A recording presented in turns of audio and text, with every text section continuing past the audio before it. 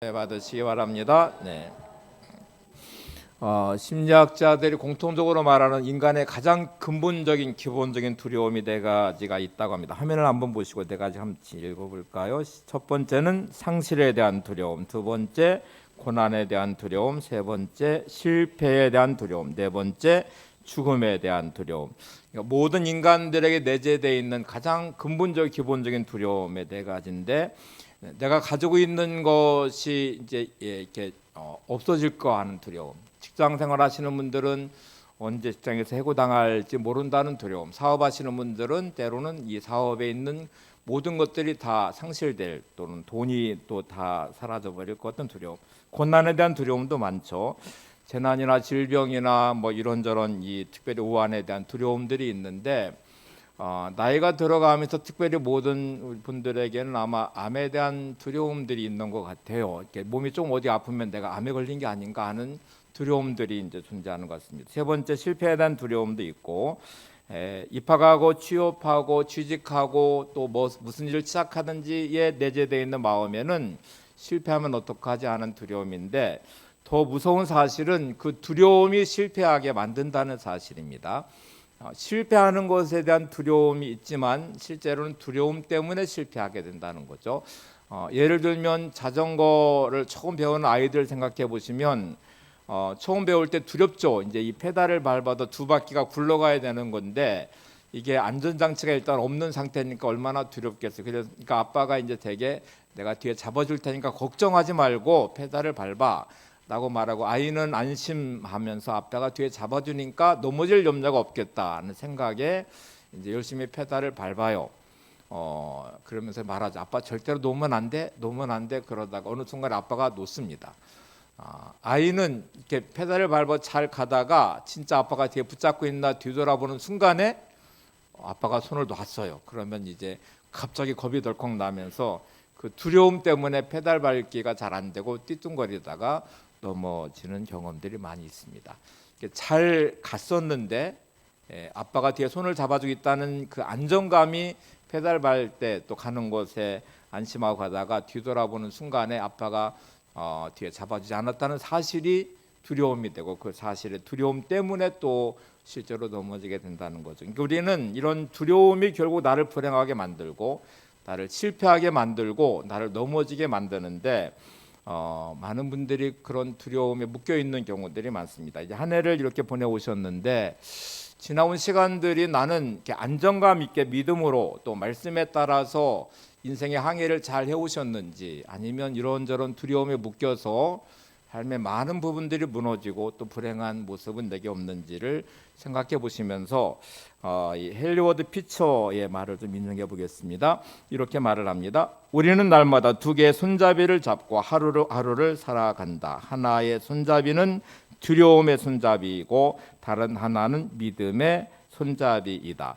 아침에 일어나시면 여러분들은 둘 중에 하나의 손잡이를 잡고 일상을 시작합니다. 많은 분들은 이제 찾아오는 현실의 압박감이나 문제들이나 어떤 상황들에 대한 두려움이 오늘 나를 시작하는 내 감정이 되어버려요. 그럼 이 사람은 두려움의 손잡이를 잡고 하루를 시작하는 거예요. 근데 어떤 분들은 예수님, 하나님을 믿는 믿음으로 믿음의 손잡이를 잡고 주님의 인도하심과 주님의 함께 동행하심과 주님의 역사하심을 기대하면서 믿음의 손잡이를 잡고 오늘 이사야가 예언한 평강의 왕이신 주님을 통해서 이루어가는 삶을 살아갈 수 있습니다.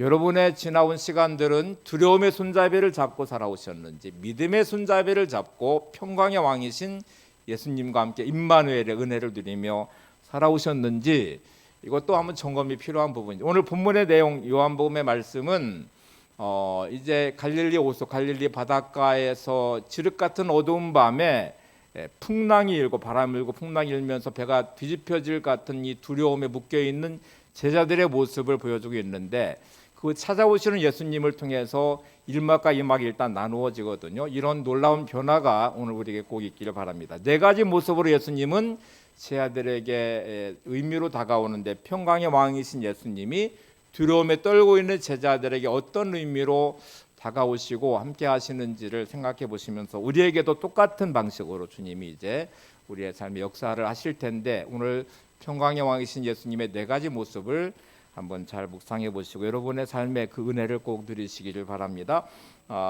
이제 이사야서 9장 6절을 한번 먼저 보시죠. 시작. 이는 한 아기가 우리에게 낳고 한 아들을 우리에게 주신 바 되었는데 그의 어깨에는 정사를 메었고 그의 이름은 기묘자라 모사라 전능하신 하나님이라 영존하시는 아버지라 평강의 왕이라 할 것입니다. 장차 올 메시아에 대한 예언의 말씀인데 앞에 있는 내용을 좀 이렇게 묵상해 보시면서 마지막 거를 우리가 붙잡으려고 합니다. 그 예수님은 오시는 메시아는 평강의 왕이시다.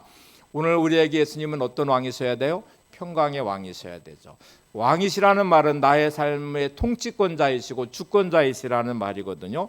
그래서 우리는 날마다 나의 모든 삶의 주권이 내게 있지 않고 하나님께 있음을, 주님께 있음을 고백하셔야 되고, 마치 배로 말하면 이 선장의 키를 내가 운행하지 말고 주님께 맡기셔야 됩니다. 그리고 선포하셔야 됩니다. 주님은 나의 평강의 왕이십니다. 주님은 나의 주권자이십니다. 오늘도 나의 삶을 다스리시는 주님을 제가 찬양합니다.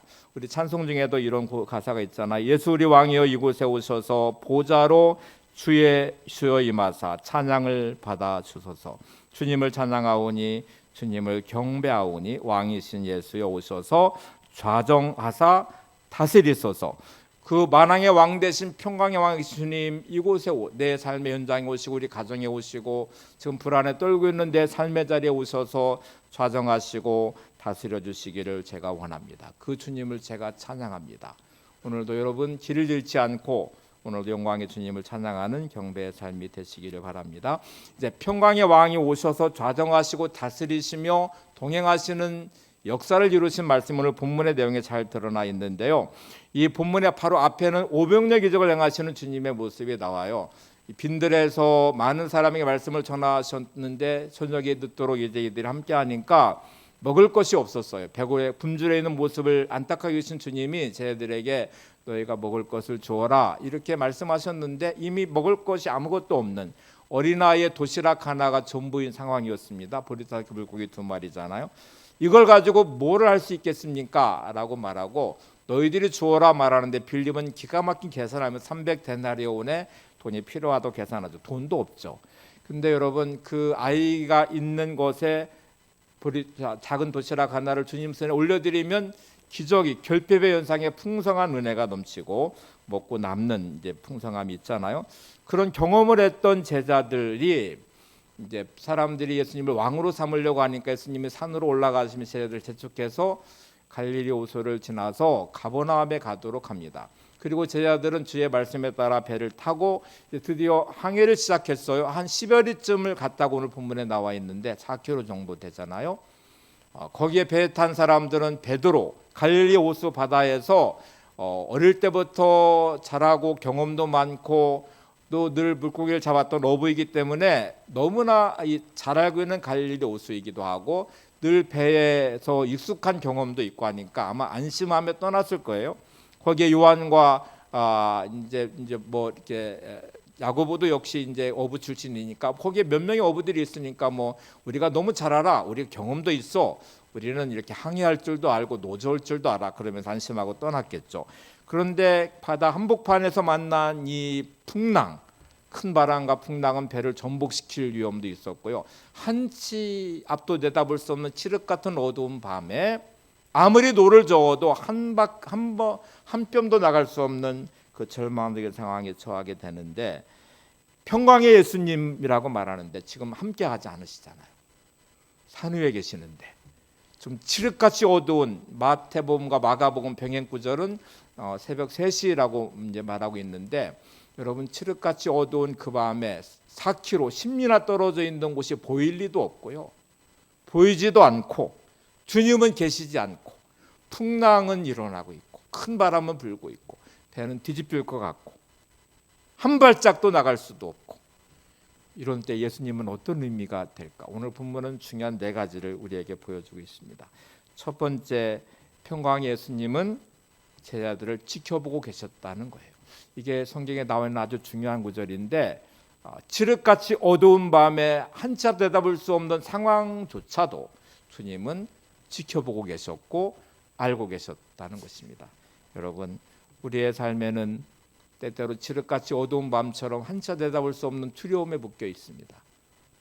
내가 아무리 노력을 해도 내 경험과 내 지식을 총동원하고 베드로와 제자들처럼 자신들이 가진 능력과 지식과 경험과 자신들이 참뼈가 굵었던 어부의 삶의 모든 것들을 동원해도 일어나는 큰 바람과 풍랑을 이길 힘도 없고 한 발짝도 나갈 수도 없는 것에 두려움에 묶여 있는 이들을 우리가 보잖아요.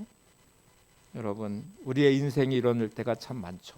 주어진 삶이 내 힘으로 그 어떤 것도 해낼 수 없는, 할 수 없는 어떤 한계, 칠흑 같은 어두움과 같이 묶여버린 현실의 두려움, 그리고 내 경험이 통하지 않는 현실들, 그 안에 우리는 묶여 있고 마치 아무도 나를 몰라, 이 아픔을 모르고 이 어려움을 몰라, 누구도 나를 도울 수 없어라는 그 절박한 고립되어 있는 것 같은 삶의 자리가 우리의 삶일 때가 있습니다.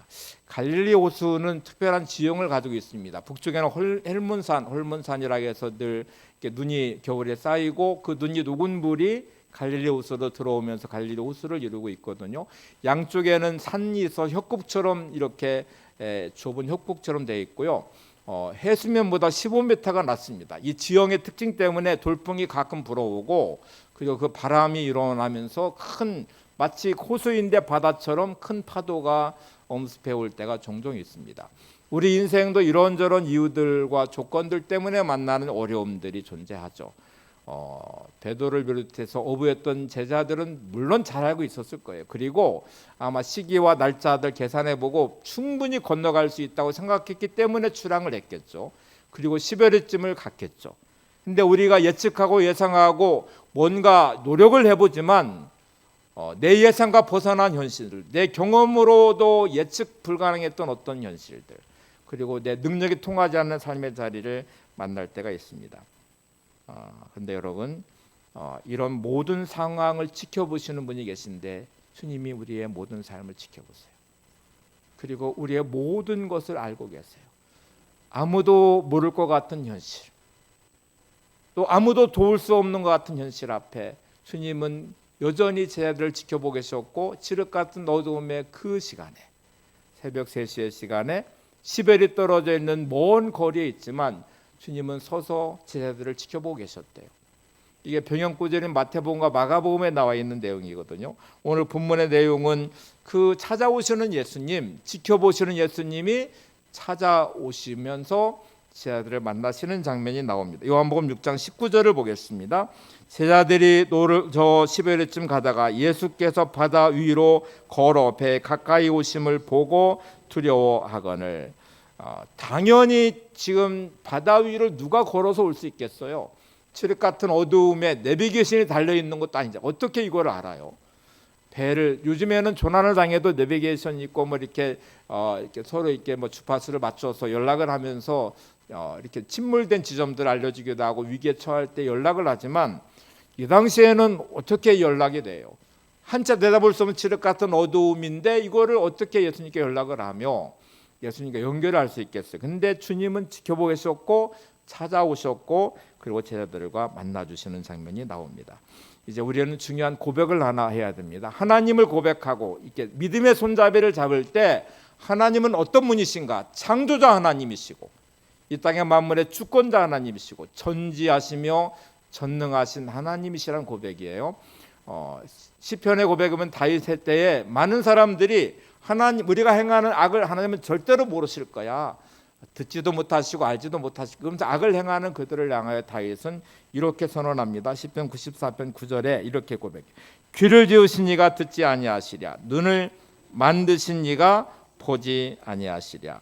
자, 다윗이 생각하는 하나님은 창조자 하나님이세요. 그러니까 나의 모든 삶이 억울함의 순간에도 도망자의 순간에도 사람들이 나를 공격하는 시간에도 내 모든 삶이 외면당하는 철저하게 외톨이 같은 정말 죽음에 직면한 시간조차도 하나님을 생각할 때마다 하나님은 창조자 하나님이십니다.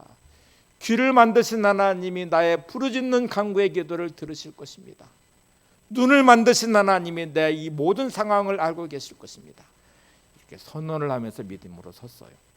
오늘도 우리가 평강의 왕이신 예수님을 묵상하시면서 오늘도 나의 모든 삶을 지켜보시는 주님, 내 아픔을 아시는 주님, 나의 고통받는 현장을 아시는 주님, 아무도 도울 수 없는 현실이지만 그 풍랑을 치료밟고 오시며 내게 다가오시는, 찾아오시는 주님, 그 주님은 두 번째로 우리를 도우시는 분이십니다. 그냥 보고 계시고 찾아오시지만 돕지 못하는 경우들이 얼마나 많아요. 여러분의 주변에는 나의 아픔도 알고 있고 나를 찾아와 위로도 하지만 나를 절대로 도울 수 없는 사람이 너무 많아요. 그게 사랑하지만 자녀를 도울 수 없는 부모의 안타까움, 사랑하지만 남편을 도울 수 없는 아내의 안타까움, 또 아내를 도울 수 없는 남편의 안타까움, 이런저런 질병 앞에서, 문제 앞에서, 환경 앞에서 마음은 있지만 도울 수 없는 우리의 한계가 얼마나 많아요. 근데 주님은 그렇지 않대요. 하나님은 우리를 알고 계시며 찾아오실 뿐만 아니라 도우실 수 있는 분이시에요. 여러분, 오늘 본문에는 심상치 않은 구절들이 몇 구절 나오는데 세 개 정도의 단어를 우리가 찾아볼 수 있습니다. 요한복음 6장 17절 18절을 보시면 이렇게 되어 있어요. 어두웠고 큰 바람이 불어 파도가 일어나더라, 이렇게 되어 있죠. 자, 지금 제자들이 만난 상황은 어두웠고 새벽 3시 지륵 같은 어두움이 묶여버린 현실, 그리고 큰 바람이 불어서 파도가 일어나니까 타고 가는 배가 전복될 것 같은, 아무리 돌을 저어도 한 치 앞도 나갈 수 없는, 한 치 앞 내다볼 수 없는 현실에 묶여 있는 것처럼 우리는 이 묶임의 언어들이 있습니다. 내 삶이 칠흑 같은 어두움처럼 예측 불가능한 현실에 큰 바람이 불듯이 파도가 일어나서 내 인생의 배가 전복될 것 같은 위기에, 그 어려움에 절박함에 있을 때 오늘 예수님은 보고 계신 예수님이 찾아오시는데 오늘 두 가지의 의미가 들어 있습니다. 첫 번째, 평강의 예수님은 밤중에 찾아오셨다는 거잖아요. 아무도 볼 수 없는 현실을 보고 계신 주님이, 그리고 지륵 같은 어두움에 찾아오시는 주님. 여러분, 우리의 삶에는 아무도 내 맘 몰라 그래도 주님은 내 맘 아시고요. 아무도 나의 삶을 볼 수 없어 그렇지만 주님은 보고 계시고, 아무도 나를 도울 수 없어 라고 말하지만 주님은 도울 수 있습니다. 그리고 찾아오시는 주님이신데, 두 번째는 풍랑을 밟고 오셨대요. 그 큰 바람이 일어서 이렇게 막 파도가 일어나고 배를 전복시킬 그 풍랑을 지려밟고 오시며 풍랑을 잔잔케 하시는 주님이 찾아오셨다는 거예요. 욥기 9장 8절에 보시면 욥이 예언이라도 하듯이 이렇게 고백합니다. 그가 홀로 하늘을 펴시며 바다 물결을 밟으시며, 자기에 당한 고난과 고통과 어려움에 이 한계에 부딪힌 순간에 그는 묵상해요. 창조자 하나님은 하늘을 펴신 하나님이십니다. 물결을 밟고 오시는 하나님이십니다. 파도가 일어나서 뒤집힐 것 같은 내 인생 가운데 찾아오시는 하나님이십니다. 어거스틴은 오늘 본문을 묵상하면서 이렇게 기록해 놓았습니다. 예수님은 파도를 밟고 오셨다. 그와 같이 예수님은 인생을 뒤엎는 모든 환난을 발 아래 밟아 버리신다. 그리스도인들이여 왜 두려워하는가?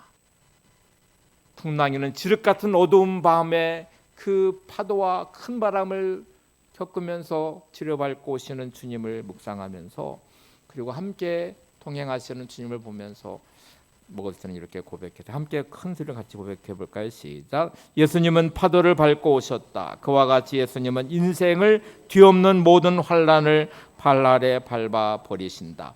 그리스도인들이여 왜 두려워하는가? 오늘 나의 삶 현장에 찾아오시는 주님을 꼭 만나시기 바랍니다. 첫 번째, 평강의 주님은 어떤 주님이었어요? 지켜보시는 주님이시고 찾아오시는 주님이시고 인도하시는 주님이신데, 그 주님은 함께 하시는 임마누엘의 주님이세요.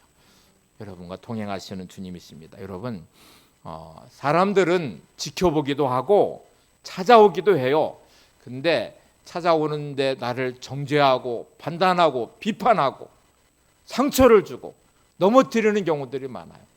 조정민 목사님이 이제 기자하다가 목사님 대신 베이저교 목사님이시잖아요. 이분이 그런 말을 했어요. 제가 기자를 할 때 사람들을 지켜보고 찾아가고 추적하고 취재를 하는데 대부분은 그 잘못된 것들을 들추어내고 뉴스가 돼야 되니까 무슨 단점을 들추어내고 그 사람의 문제점을 들추어내서 기사화해서 고발하는 기사를 많이 썼대요. 자기가 하는 역할은 누군가의 인생의 모든 것들을 지켜보고 추적하고 들추어내는 것이었는데, 내가 만난 주님은 나를 지켜보시고 나를 찾아오시는데 나를 무너뜨리는 게 아니라 나를 회복시키시는 주님이시더라. 나를 세워주시는 주님이시더라. 여러분, 여러분의 주님은 여러분을 지켜보시고 찾아오시지만 허물과 죄를 용서하시고 덮어주시고 회복시켜주시는 주님이시고요. 모두가 나를 떠나지만 절대로 나를 떠나지 않는 주님이시고 나와 함께 동행하시는 임마누엘의 주님이세요. 그 주님이 평강의 왕이시며 나의 주님이세요.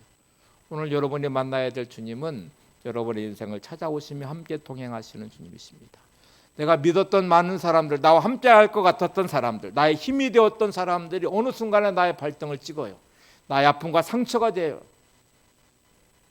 내가 어려울 때, 힘들었을 때에 나를 돕기를 간절히 원했지만 나를 전혀 돕지 않을 뿐만 아니라 오히려 나의 발등을 찍고 상처를 줘요.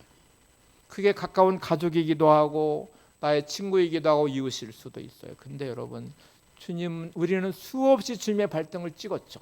2025년을 살아온 여러분들, 여러분을 찾아오시면서 마음문을 두드리시고 내가 너와 함께하자, 너와 동행하겠다, 너와 함께하겠다고 말씀하시는데 우리는 고집스럽게 나 혼자의 인생을 살아요.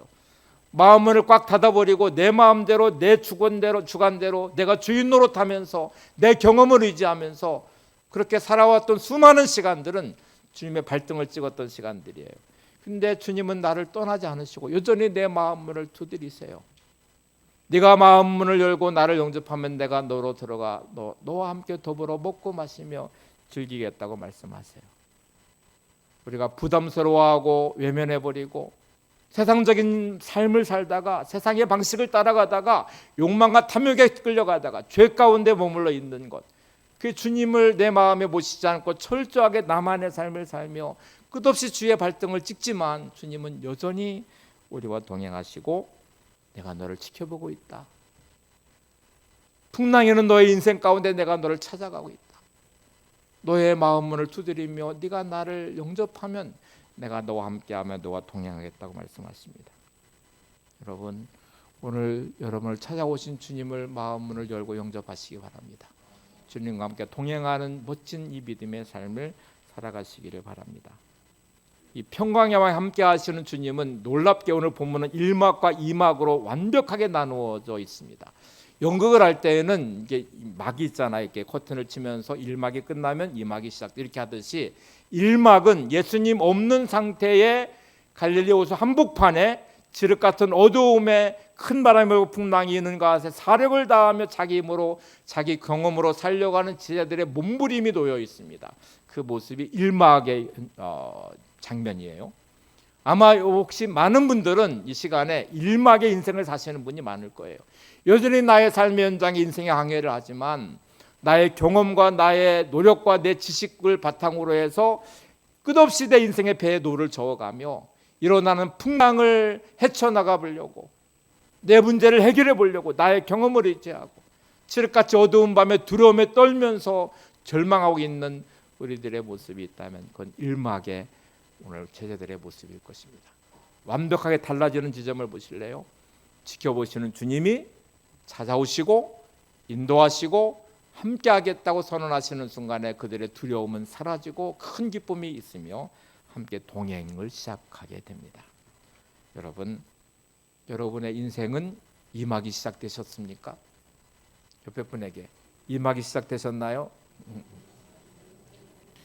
맞아요. 믿음의 손잡이를 잡으셨고 찾아오신 주님을 영접하셨고 주님과 동행을 시작하셨다면 여러분 드디어 2막의 인생이 시작됐을 것입니다. 우리가 성탄절을 앞에 두고 있는데 오시는 주님을 영접하는 2막의 인생이 되기를 2026년부터 시작되는 우리의 펼쳐질 남은 생에는 주님과 멋진 믿음의 동행을 시작하는 2막이 시작되시기를 바랍니다.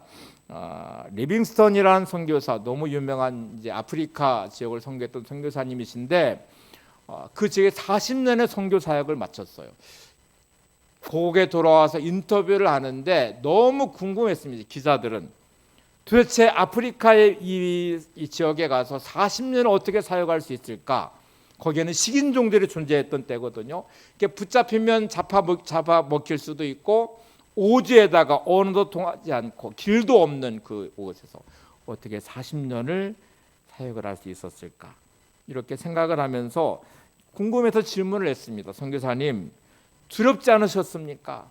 지난 40년의 사역에 수많은 식인종들을 만나셨고, 길도 없는 곳을 뚫고 들어갔고, 미전도 종족들을 만나셨고, 언어가 통하지 않는 그들 속에서 어떻게 40년의 사역을 마치셨습니까? 라고 물어보니까 이번에 대답은 아주 간단 명료했어요. 마태복음 28장 20절 말씀 때문에 두렵지 않았습니다.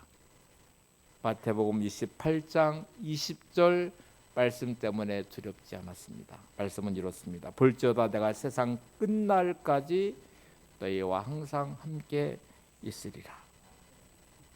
리빙스턴은 믿음의 손잡이를 잡고 지난 40여 년의 시간, 그 두려움의 시간, 식인종들을 만날 때에 언어가 통하지 않는 그들 속에서 이런저런 어려움들이 만날 때 풍토병에 걸리기도 했고요. 여러 가지 어려움들을 만날 때마다 그는 믿음의 손잡이를 잡고 평강의 왕이신 주님을 향하여 그 말씀을 붙잡았습니다. 볼지어다 내가 세상 끝날까지 너희와 항상 함께 있으리라.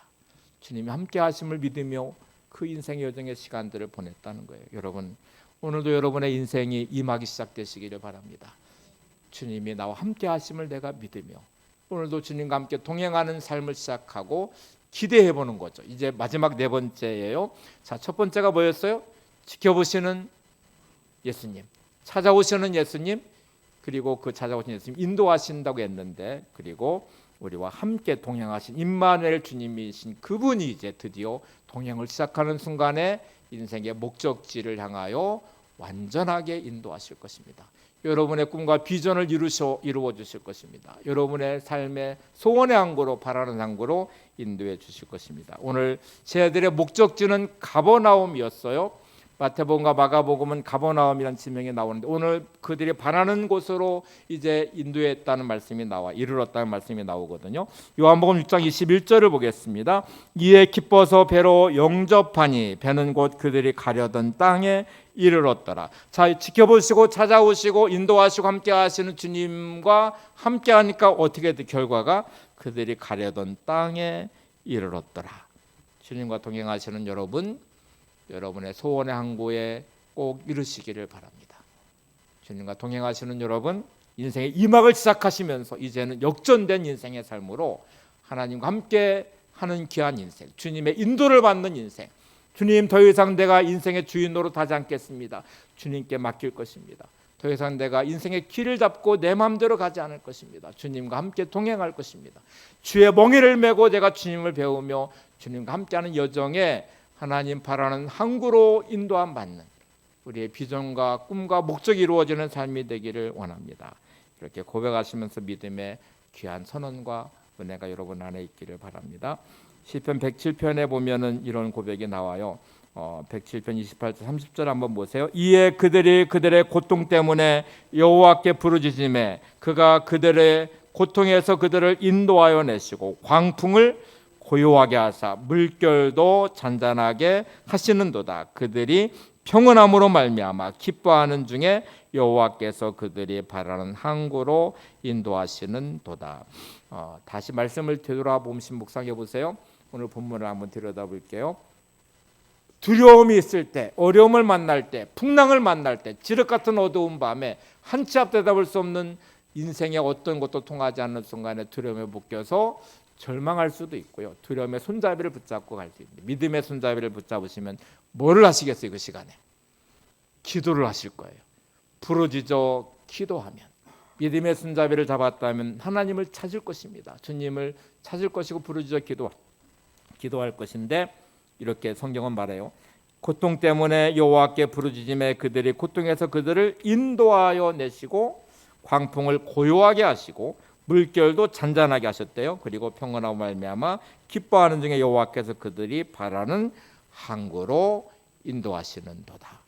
믿음의 손잡이를 잡고 주께 부르짖어 기도하는 여러분 되시기 바랍니다. 그리고 주의 인도함을 받으셔서 여러분의 일어나는 모든 풍랑을 지려밟고 오시는 주님을 만나시기 바랍니다. 그리고 잔잔케 하시는 주님의 은혜를 누리시기 바랍니다. 함께 동행하시며 바라는 소원의 항구로 인도함 받는 귀한 삶이 되시기를 바랍니다. 마더 테레사 너무 유명하죠. 노벨 평화상도 받으시고 인도 캘카다에 수녀로 임명을 받고 캘카다로 이제 이렇게 파견을 이제 사역지로 임명을 받아 갔는데 한 번도 가본 적이 없는 땅이에요. 그곳에 갔을 때 항구에 딱 도착하자마자 보는 환경은 너무 참담했습니다. 거리에 노숙자들이 널려 있고 병에 걸려 죽어가는 많은 노인들이 있고 고아가 된 많은 아이들이 있고 그리고 그 칼카다라는 너무 빈민 지역에는 예배 처소조차도 변변치 않은 곳을 보면서 그는 꿈을 꾸기 시작했어요. 만나는 사람들마다 저는 이곳에 고아원도 지을 것이고요. 또 노숙자를 위한 쉼터도 만들 것이고요. 죽음을 맞이하는 분들의 죽음의 마지막 안식할 수 있는 공간도 만들 것이고요. 또 함께 예배할 수 있는 예배당, 성당도 제가 지을 거예요. 라고 말했어요. 20대 갓 그냥 아리따운 처녀, 그냥 수녀 임명받은 얼마 되지 않는 것 이제 이 여인이 도대체 뭐를 할 수 있을까? 그게 궁금해서 돈을 얼마나 준비되셨어요? 고아원을 지을 돈은 있으신가요? 노숙자가 머물 공간을 만들 돈은 있으신가요? 죽음을 맞이하는 이들을 위한 공간은 준비되어 있나요? 그런 돈은 가지고 있나요? 예배당, 성당을 지을 돈도 가지고 계셔요? 라고 물어보자. 호주머니에서 몇 푼의 동전을 꺼냈습니다. 제게 있는 것은 이게 전부 다입니다. 사람들이 가소롭다는 듯이 당신이 가진 것이 동전 몇 입인데 그걸 가지고 뭘 할 수 있겠어요? 혹시 여러분 이런 질문을 많이 받으실 당신이 가진 거 가지고 뭘 할 수 있겠어? 사단은 끝없이 여러분을 조롱할 것입니다. 네가 가진 걸 가지고 도대체 뭘 할 수 있겠어? 너를 한번 봐. 너에게 미래가 있는 것 같아? 라고 말할 거예요. 근데 마더 테레사 수녀는 이렇게 말합니다.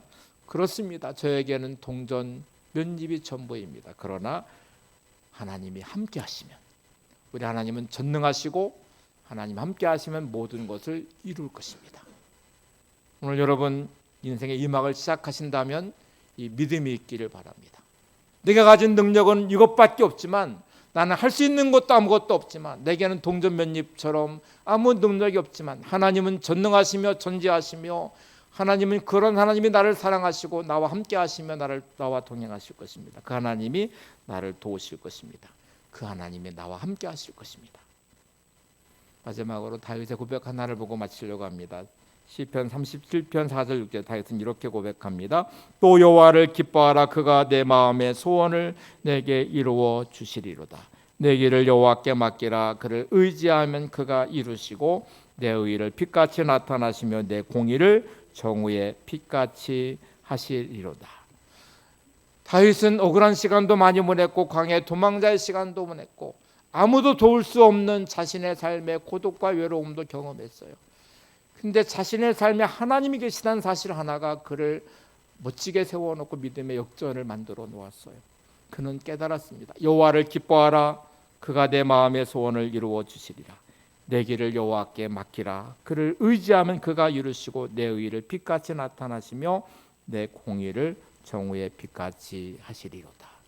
오늘 여러분 이 믿음 위에 여러분을 세우시기 바랍니다. 이 믿음의 손잡이를 붙잡으시기 바랍니다. 내가 하나님을 기뻐하면 하나님은 내 마음의 소원을 이루어 주실 것입니다. 하나님께서 나를 인도하실 수 있도록 내가 맡기면 하나님은 나를 인도하시고 이루어 주실 것입니다. 내 위를 빛같이 종의 빛같이 빛나게 하실 것입니다. 다윗은 선언하잖아요.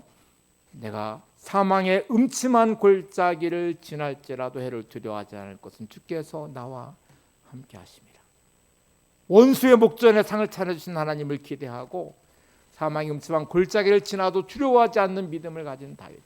그는 이렇게 시작하죠. 여호와는 나의 목자시니 내게 부족함이 없으리다.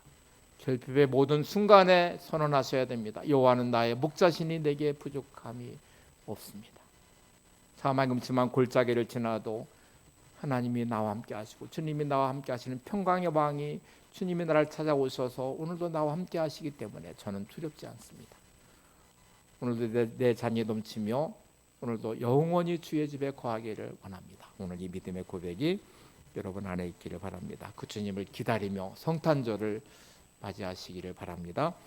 물 가운데 지날 때 찬양 부르시는데 가사를 한번 읽고 찬양하겠습니다. 가사 한번 보세요. 물 가운데 지날 때에도 침물치 않으며 불 가운데 행할 때에도 너를 상치 못하게 하시리. 너를 지명하여 부르신 하나님 큰 사랑, 너를 구속하여 살리신 하나님 내게 말씀하시네. 두려워 말라, 놀라지도 말라. 내가 어딜 가든지 무슨 일을 만나든지 내가 함께 하리라. 두려워 말라, 놀라지도 말라. 내가 내 너를 붙들리라, 너를 도우리라. 주님 약속하셨네. 함께